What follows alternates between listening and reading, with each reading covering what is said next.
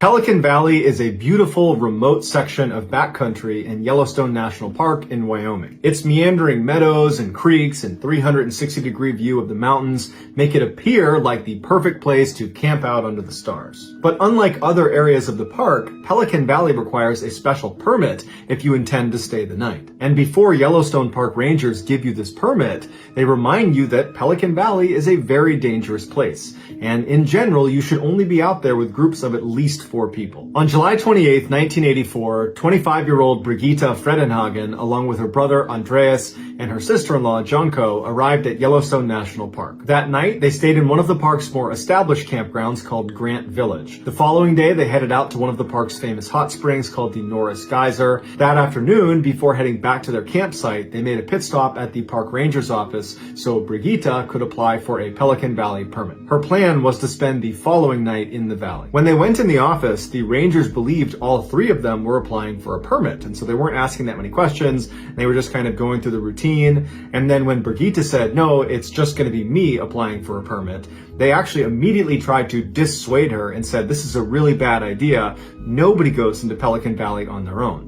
But Brigitte assured them that she was an experienced camper, she understood the risks, and she still wanted to go on her own. And Andreas and Janko, who were standing behind her, kind of echoed that sentiment and said, no, she's really good. She knows what she's doing. The park rangers were not thrilled with her plan, but they ultimately decided, you know what, if she wants to go, she can go. They just asked her to show them on a map where she intended to camp, so if they needed to, they could come and check on her and make sure she was okay. And so she pointed to a section on the map, and they handed her her permit, and then she, along with Andreas and Janko, left the office and headed back to their campsite. The next morning, the trio got up early and they hopped in the car and drove to the Pelican Valley trailhead. They parked their car, they got out, and they began walking into Pelican Valley as a group. After a few miles, as planned, the group stopped, at which point Andreas told Brigitte that they were going to head back now and that they would meet her tomorrow at the trailhead where they parked the car. They said their goodbyes, and then Andreas and Janko turned around and started walking back towards the car, and Brigitte carried on into the wilderness. The following day, Andreas and Janko arrived at the trailhead to meet Brigitte, but she didn't show up. And after a couple of hours, they grew very concerned, so they called park rangers and asked them, have you seen Brigitte? And they said, no, but we'll go take a look. The area Brigitte had told park rangers she was going to be camping was inside of a densely forested area right next to a large meadow, which meant as park rangers came up to check on her, they would not actually be able to see her until they were practically right on top of her. So the park rangers made their way through the meadow and into the forest before they started yelling for Brigitte, but she didn't yell back, and then at some point they reached the area where she had said she was camping, and sure enough, they found her tent. But it was a very odd scene.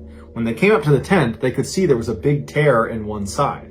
When they poked their heads down and looked inside, all of her belongings in the tent were undisturbed. There was a foam sleeping mat right in the middle, and then to the right of the mat was a flashlight that had been turned off. On the left side of the pad was a tape player with headphones that she must have been listening to before bed. It had been left on until the batteries ran out. At the foot of the pad was her backpack, inside of which were all of her clothes that had been neatly packed inside of Ziploc bags to mask her scent. Also in the pack was a wilderness survival guide with a page flipped down that was a diagram of how to string your food up into the trees so no animals can get to it. The rangers looked around the backside of the tent about 2 meters away, and they found her sleeping bag perfectly flat on the ground as if it had been laid out to dry in the sun. But upon closer inspection, they found it had 2 puncture marks, one that was up near the neck of the bag and the other that was near the torso, but there was no blood on the bag. At this point, rangers started to speculate that this could have been an animal attack, but they were confused at the general tidiness of the scene. Typically, when an animal attacks a person, it looks like a bomb went off in the area where the attack occurred, and this campsite was very, very neat. As the rangers continued to walk around the campsite looking for clues and yelling out for Brigitte, they found a barely discernible drag tail a couple of meters away from the sleeping bag that was leading west into the forest and up a hill. And so the rangers started following this trail, and they got about 20 meters away from the camp when they discovered Brigitte's cooler lying on the ground on its side, and whatever food had been in there was now gone. There was some string laying next to it, so it looked like it had been strung up in the trees, but someone or something had gotten it down. From the cooler, the rangers continue walking along this drag trail another 20 meters or so up a hill, where they discover a woman's sweater on the ground that's been torn up and there's on it. So at this point, the Rangers get their rifles up and they keep walking another 40 meters up and over the hill down into this clearing in the woods where they find Brigitte, or what was left of her. No one knows exactly what happened to Brigitte, but the theory based on physical evidence is this. After setting up her campsite, Brigitte climbed inside of her tent, got inside of her sleeping bag,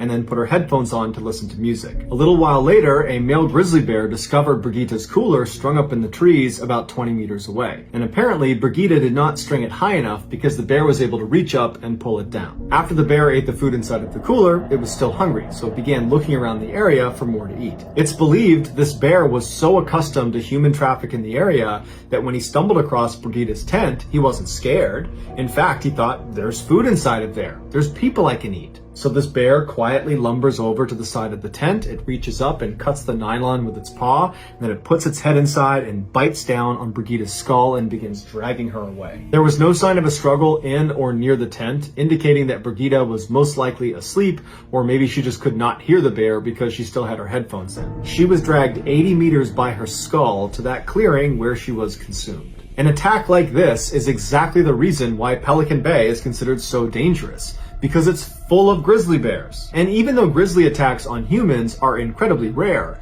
most people do not understand just how horrific they are when they do occur. Grizzly bears don't really try to kill their prey before they eat them. Instead, they focus on pinning them down and then getting them under their body weight so they can't go anywhere, at which point they can eat them at a leisurely pace. Some say grizzlies actually prefer to eat their prey while they're still living, which is why so often in grizzly attacks you see the arms and legs eaten first and then the head and torso. This is a method that keeps the victim alive a little bit longer. Unfortunately, there was so little left of Brigitte that investigators could not pinpoint a time of death. However, because this bear broke normal behavior and intentionally targeted a human, there's a good chance he savored that meal.